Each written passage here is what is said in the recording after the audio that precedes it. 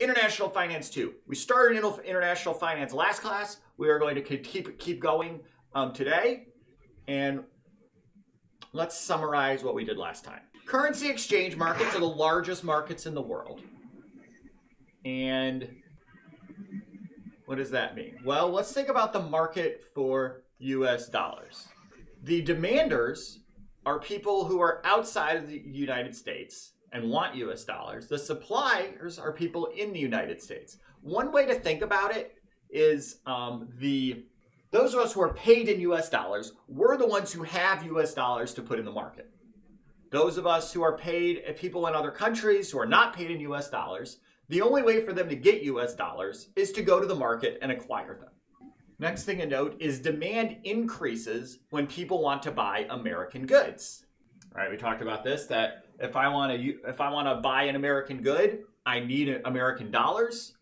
And similarly, if Americans want to get rid of their good, if Americans want to trade their dollars for another currency, when does this happen? Americans do this if they want to buy goods made in a foreign country. So again, I'm paid in dollars. If I want to buy something made in Europe, the people who I'm buying it from, so we'll say I want to go, buy that Ferrari. The people who I'm buying the Ferrari from I want to be paid in euros. So I have to take my dollars, supply them to the currency market, and acquire euros. So we're going to keep looking at exchange rates. We're going to start off talking about inflation and interest, which are two things that can affect exchange rates. So first is inflation. Consumers and investors prefer to hold a currency that holds its value. And deflation decreases the value of its currency, right? So imagine if I'm not going to want to hold a dollar if my dollar is constantly, is losing value. I'd rather hold something other than a dollar, right? Just like how if you probably don't want to invest in, a TV. You don't want to buy a TV as a long-term investment because TVs keep getting cheaper and cheaper. And so your TV is going to be worth less in 2 years than it is today. That's one example. All right, so inflation decreases the value of currency. How is that going to affect the supply and demand? Well, suppose inflation of the euro falls. For example, the European Central Bank commits to not increasing the money supply. So the central bank comes out and says, you know what, it's very important that we not see inflation.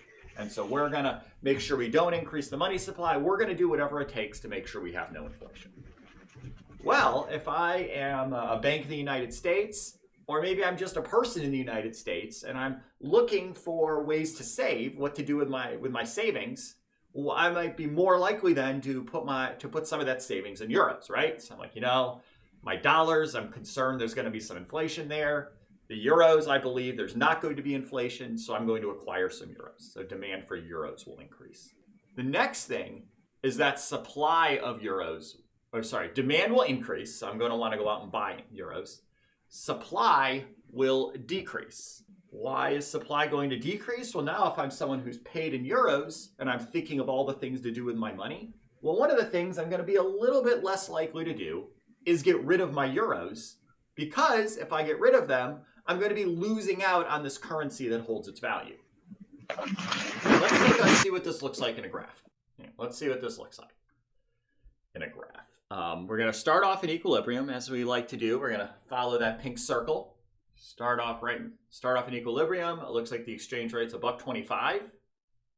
So what happens first? We said that if I'm someone who's paid in euros, I'm not going to want to get rid of those euros. I'm going to be more likely to hold on to them. So supply decreases.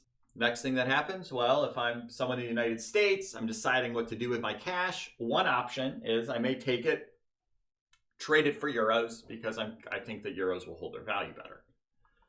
So that's an increase in demand. So let's think about what that means for exchange rate.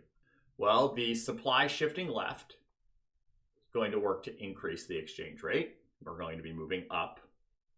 And the demand shifting right is also going to increase the exchange rate. Go through that animation again. Supply shifts left and increases the exchange rate. Demand shifts right, also increases the exchange rate. What does that mean? The euro gets more expensive as people are willing to pay a premium for a currency that holds its value. And this is one of the reasons why it's nice to think of an exchange rate as a price.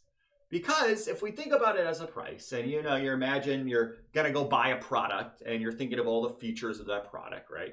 How much, you're gonna go buy a car, you think about, how fast it is and things like that. Well, for deciding which currency to buy, we're gonna be thinking about all the aspects of it. And one aspect of it that we like is if it has low inflation. And so the euro became more desirable, so people are willing to pay more for it, so the exchange rate went up. Another thing I'll mention here, the x-axis talks about the quantity traded, so how many sales or how much currency is being bought and sold on the market.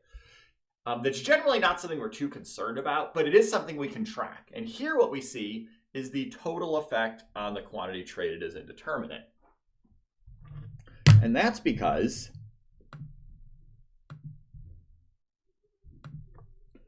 the decrease in supply shifts quantity to the left. The increase in demand shifts quantity to the right. And so which one is bigger just depends on how we draw the graph. So that's why we say it's indeterminate. Suppose US interest rates rise. Investors will prefer to hold US bonds, which are purchased using US dollars. So what we can think about here is, again, if I'm a bank and I'm deciding where to make all my investments, think about some huge global bank that can invest in any country's currency, any country's bonds, and they see that US interest rates are rising. Well, that means I'm going to be more likely to want to buy US bonds. So that means I need to go get some US dollars. So what does that do to euros? Well, that's going to increase the supply of euros, right? All of a sudden, I've got these euros. I don't really want them. So I'm just going to dump them, try to, get rid of them so I can buy US dollars to buy the bonds. Investors are trying to get rid of them, euros, to get dollars. Oops, that should say demand for dollars. So demand for dollars will increase. Or no. Sorry, that's exactly right. Demand for euros will decrease. So there's no mistake there. I spotted a phantom mistake that didn't exist. So the demand for euros will decrease. Why? Well, now I'm deciding if I'm based in the United States, I'm getting paid in US dollars. What do I want to go buy? What kind of bond do I want to buy? Well, I believe that US bonds are paying a higher rate, so I'm going to be more likely to buy them. So I don't need to buy euros. I'm just going to take the dollars I'm paid, use them to buy US bonds. So with interest rates, what just happened? Well, now we think about something happened to make the other good more desirable, right? So you think about euros and dollars being substitutes. Well, something that's going to happen here is, you have two substitutes, Coke and Pepsi, and something happens to make Coke more desirable. Well, that's going to make fewer people want to buy Pepsi and the price of Pepsi go down. Here we are substituting between euros and dollars. The euro gets less expensive because the dollar became more desirable. One thing I mentioned in my other class, if we can on the chat sort of keep the administrative stuff out until I ask a top hat question, there's plenty of times to ask when the exams are. So just as a favor to me, because I'm trying to keep an eye on it, and it's easy, it's helpful to me for that. So that's all. All right, the euro gets less expensive. People are willing to pay more for a currency that can be used to buy US bonds. And we can also, so how do we get there? How do we do that? By tracing the supply and demand shifts. So supply increases, shifts to the right. So that moves us down and to the right. Demand decreases. Remember, people aren't really wanting to hold euros because you can't use them to buy US bonds. Demand decreases, so it shifts to the left.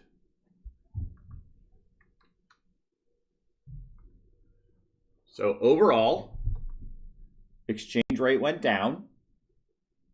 So the euro got less expensive. Effect on quantity is indeterminate. Because again, supply increase moved it right.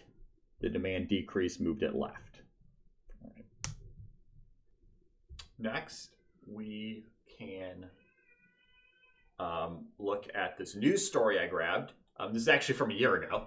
But I got it because it's going to show that the stuff we talk about in here is actually can be found in the real world. So It's an article from October of last year. The pound rose against the US dollar today after the US Federal Reserve cut rates for the third time this year, leaving the pairing trading around $1.29. US Federal Reserve lowered its policy rate by 25 basis points on Wednesday. So the main thing to notice is Fed cut rates and the pound rose in value. That means the pound became more expensive relative to the dollar. So what happened? Why is that? US interest rates went down. If you remember, when the Fed cut rates, that means the Fed is cutting their target federal funds rate, right? The rate that banks charge each other overnight. Feds cut that rate. That leads to all the other US rates going down. US interest rates went down. Well, now the supply of British pounds decreases because people with British pounds don't want to trade them for dollars, so they don't want to buy US bonds. So the supply decreases. Demand for British pounds increases because Americans will want to buy British pounds, use them to purchase the higher interest British bonds.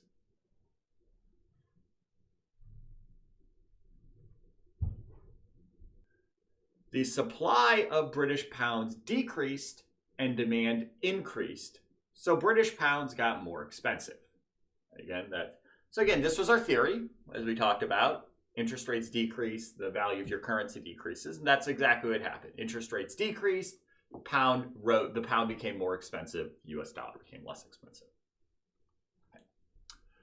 Next, what we will do is look at a few examples. I'll do one, and then you will do a couple on top. So these examples concern the market for euros with the exchange rate expressed as US dollars per euro. Suppose incomes increase in the United States. How will this affect the dollar to euro exchange rate? Well, we know that if we're talking about things happening in America, American incomes. So what that means is we know we're going to be thinking about Americans because the people, we know we're going to be thinking about demand. Because if we're talking about people in the United States, those are people paid in dollars. Those are the ones who demand US dollars.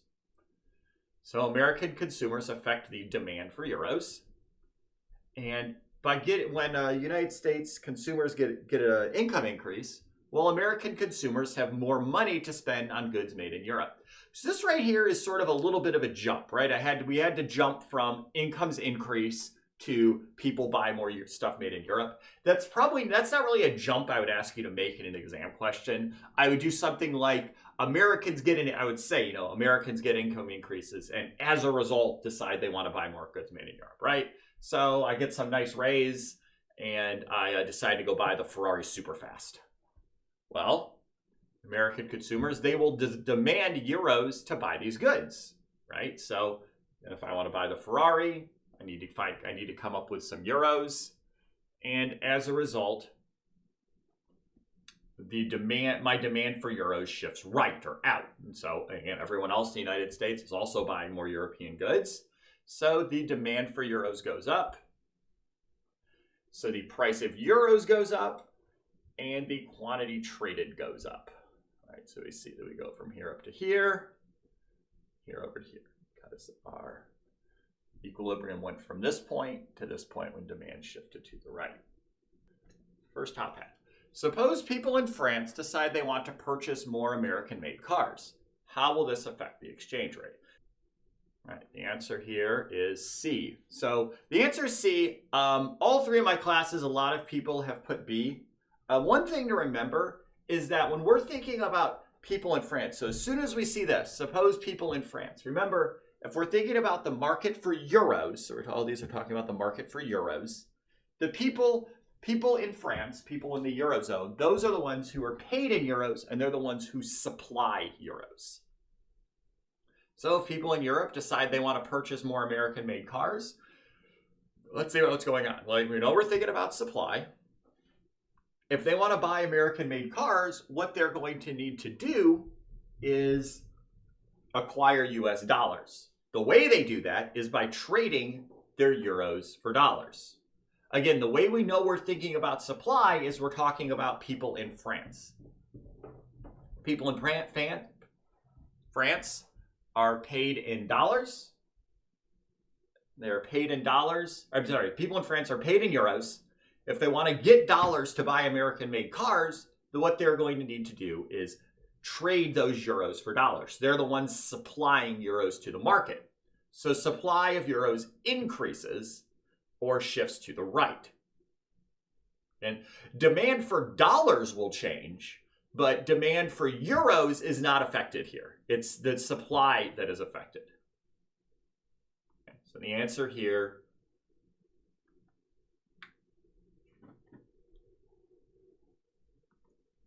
is C. Supply of euros shifts right.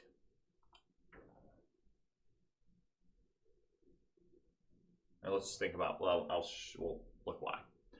First thing, as we said, French consumers affect the supply of euros. French consumers want to purchase more US goods. This requires them to get US dollars. French consumers must supply euros in order to get US dollars. What's the idea? What they want are dollars. What they have to do to get them is to give up euros, right? They don't have any desire to get, to just throw their euros away. They have to supply them to the market in order to get dollars.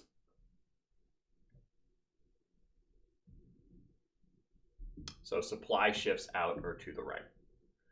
So we can look at what that means. We started off here. All of a sudden, we all want to buy trucks. So we take our euros, put them on the currency market to get dollars, increase supply, and that means that the exchange rate goes down and the quantity goes up. Price of euros goes down, quantity traded goes up. Suppose manufacturers in the US run advertisements encouraging Americans to avoid buying products made in Europe. How does this affect the exchange rate? So imagine we have some sort of commercial that says, buying American is patriotic, buy a Ford or a Chevy, don't buy a BMW. All right, so the answer here is B, good. Let's see how we get there. So American consumers want fewer products from Europe. So right away, we see American consumers and we think, all right, American consumers are the demanders of euros, right? We're paid in dollars, so we're the ones who on the currency market are demanding euros. Well, now we've decided we're going to demand fewer euros. I don't want to buy euro. I don't want those euros to buy a BMW. The commercial convinced me that I should be buying Ford and Chevrolet. Okay, so they will demand fewer euros. So demand shifts in or to the left. So we go from here over to here. What does that mean? It means that the exchange rate goes down.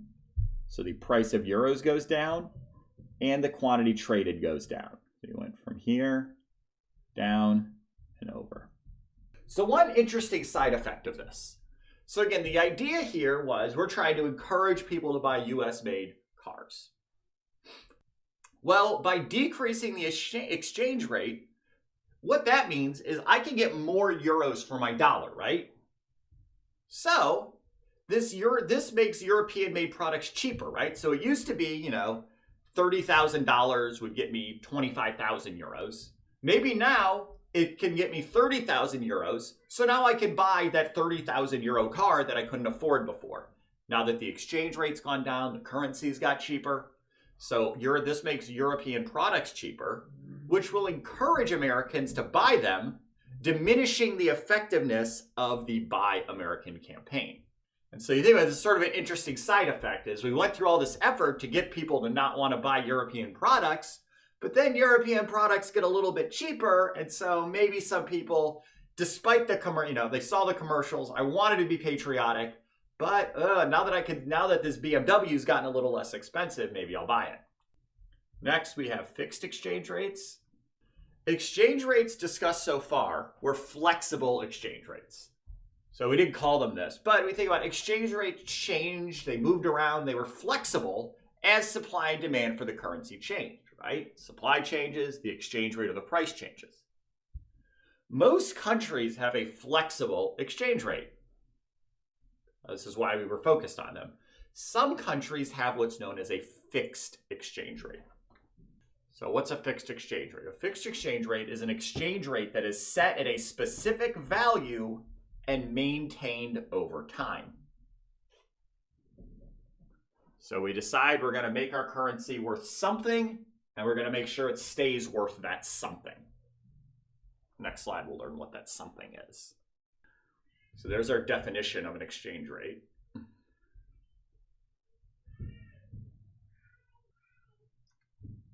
So we say fixed exchange rate. Fixed exchange rate are fixed relative to another currency, typically the dollar or the euro.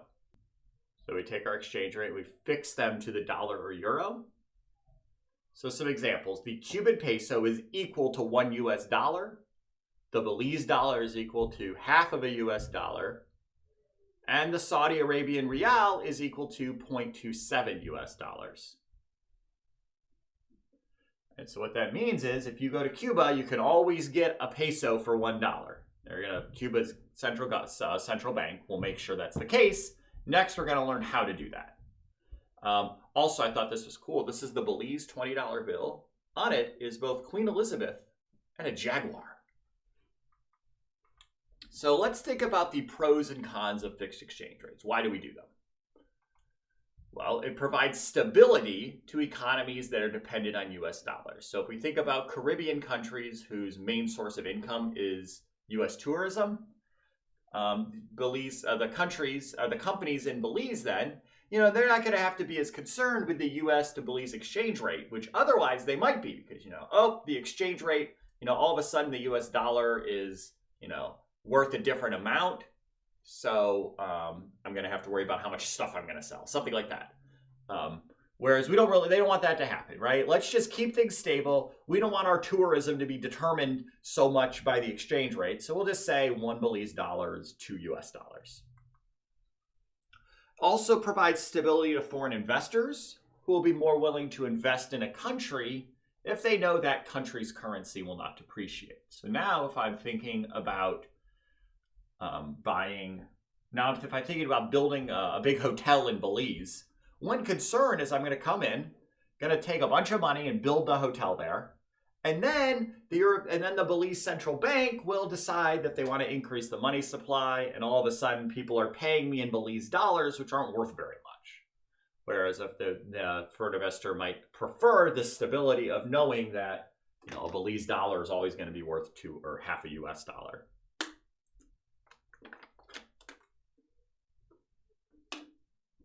It also will facilitate international trade by providing exchange rate stability and transparency. So this occurs with Middle East countries like Saudi Arabia who export lots of oil to the US, right? So like the price volatility of oil is enough. They don't want to add in the extra volatility of the exchange rates changing.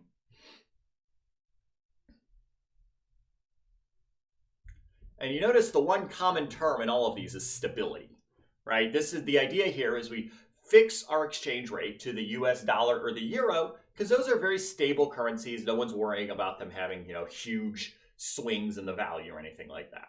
So it allows other countries to sort of latch on to the stability of the US dollar or euro. Okay, so what are the cons? Well, two big ones that we'll talk about. The first is you give up the ability to set monetary policy. And we'll talk about what that means. But in general, if you think about it, monetary policy affects the supply of your currency, which affects the price or exchange rate.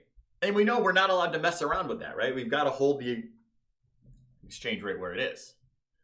The other con is it can be expensive to maintain because we're going to talk about how you maintain these fixed exchange rates and see how it can be expensive. So next, let's think about, all right, how do we do this? How do we maintain fixed exchange rates? A country cannot force people to accept a given exchange rate. So what that means is, if I have US dollars and you have Belize dollars and I'm getting ready to go to Belize, country can't determine the price that we trade at. It's just like how with the federal funds rate, the Fed is not dictating how much Bank of America has to charge in interest to Wells Fargo. No, what the government does is sort of adjust the money supply so that it's what so that the Fed funds rate is what it wants it to be. Similarly, the government can control the money supply here. So let's think about what this is going to mean. The market determines the demand curve for a currency, right? So the people who are thinking about traveling to Belize or want to buy stuff made in Belize, those are the ones who determine the demand for Belize dollars. The Belize government determines or at least affects the supply of a currency. So you might remember that early in the semester, I had a picture of a helicopter dropping money on a city. And so that's one way that the government determines the supply of a currency, right? It's not a thing that actually happens, but in some models of macro, you'll hear about this thing called a helicopter drop, and helicopter flies over, dumps a bunch of $100 bills out, people grab them. Well, that is one way the government can determine the supply of a currency. As we're going to see, that's not usually how they do it, but this is the idea here, the government affects supply. So first, let's think about a demand increase. And so this example uses the US dollar to Thai baht. So we think about the market of Thai baht, which I believe is a country that uses a fixed exchange rate. So let's suppose that some travel blogger goes on vacation, takes some really cool pictures of Thailand and says, everyone should come vacation in Thailand. And so a bunch of people listen to them, increases the number of people traveling to Thailand from the United States, which means lots of people in the United States are going to demand Thai baht, because when you stay in a hotel, that's what you need to pay it using. All right, so that increases demand. What is that going to lead to? That is going to lead to an increase in the exchange rate, so an increase in price, right? Demand shifted from here to here, so our equilibrium, watch the pink circle, moves up and to the right. What's going to happen next? Well, we have a problem. We want the exchange rate here. All these Americans wanting to vacation have increased it up to here. So Thai Central Bank is going to see this. They say, nope, we have decided we want to fix currency. We're committed to fixing our currency to the US dollars, to the US dollar. And so what we need to do is adjust the supply. Well, we're up here. What we need to do is to get the equilibrium back down. So that means we're going to increase the supply of currency or shift it to the right.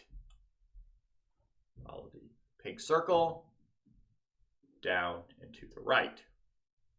So let's go back and look at it all over again. So we start off here. Demand increases, so that pushes us up and to the right, which serves to increase the exchange rate. The central bank is going to step in and decrease the exchange rate by increasing supply to get the exchange rate back down to the level they want it at, back to that fixed level of EF. All right. So what are the ways for government to increase the money supply? Well, one is to buy foreign reserves with your own currency. Let's see why that is. That's the most common method. So we think about getting away from Thailand and going to Cuba.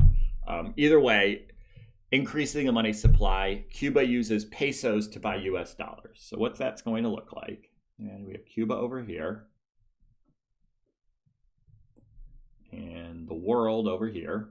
So Cuba is going to use pesos. They're going to send pesos out into the world in exchange for US dollars. And notice that what they've done then is they have increased the supply of pesos, right? So these pesos were in the Cuban central bank, or maybe they didn't even exist. They just, used the money printer, and they took those, sent those out into the world, and that has increased the money supply. That's the most common way of doing it. The other option is going to be to pursue expansionary monetary policies. So if we look back, What is expansionary monetary policy? We call it that because we are expanding the money supply. And so one example of expansionary monetary policy, this is the one we've talked about the most, are open market operations. So we said this is the most common tool that the Fed uses. So now we can adjust this graph. So this is going to be, the Cuban banks. Cuban government can buy government bonds from the banks. So what that means is the banks are going to send Cuba bonds. Cuba is going to send the banks cash. So again, pesos. That gets pesos out into the world, increasing supply. Next option, suppose instead that everyone convinced that the travel blogger went to Thailand and had a terrible time and wrote a whole blog post about how bad of a time they had and how nobody should go to Thailand. Well, apparently this travel blogger is very influential and really affects the demand for Thai baht. They do this, and so now people don't want to go to Thailand. People don't want to take their dollars and convert them to Thai baht. Whoops. So that is going to decrease the demand, right? People are not wanting to acquire Thai baht because they're not spending them on goods and services in Thailand. So what does that do? When we move from here to here, watch the pink dot again, we move down and to the left. Now we're in trouble because, again, our exchange rate is now lower than we wanted. Before it was too high, now it's too low. Right, so we've got our exchange rate that's too low. Once again, the government needs to step in and adjust supply. Here, what they need to do is shift supply to the left, because they need to make it so that the exchange rate goes back up. So if they shift supply to the left, so they decrease the money supply, that is going to take them from here up to here, which means that we'll be right back at our fixed exchange rate where we want to be. Let me go ahead and I will show that animation again all together. So we start off in equilibrium. People in America decide they don't want to go to Thailand. They don't want to acquire Thai baht, so demand decreases. So the exchange rate has fallen. Federal government, the Central Bank of Thailand steps in, reduces their money supply, shifts it to the left, and as a result, that moves the exchange rate back up. Okay? So how does the government decrease the money supply, right? So think about it. It's easy to increase it. We could just drop cash from helicopters or do some of those things we talked about.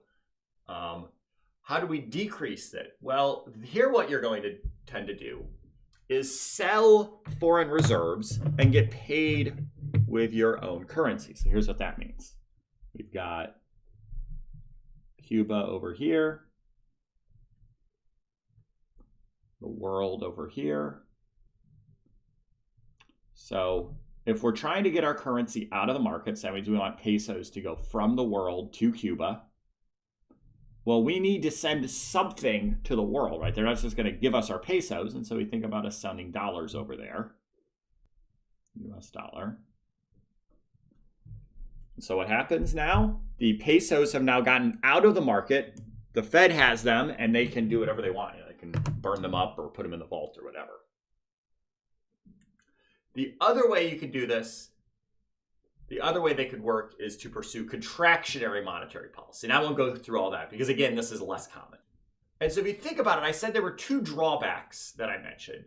First, it said the fixed exchange rates can be expensive to maintain. And what that means here is in order to get these pesos out of the market, you've got to spend a lot of US dollars. And so Cuba cannot manufacture US dollars, right? They can print as many pesos as they want. They can't print US dollars. So they have to somehow have a bunch of dollars in their vault to do this. And so they'll spend all these dollars in order to buy pesos that they could have just printed for free anyway. So that's what I mean by it being expensive. And you also lose your ability to control monetary policy because you see, monetary policy is closely linked with the exchange rates. And so you can't just decide to have expansionary or contractionary monetary policy, because that would affect your exchange rate, which would get you out, which would sort of move you away from whatever fixed exchange rate you want to be at.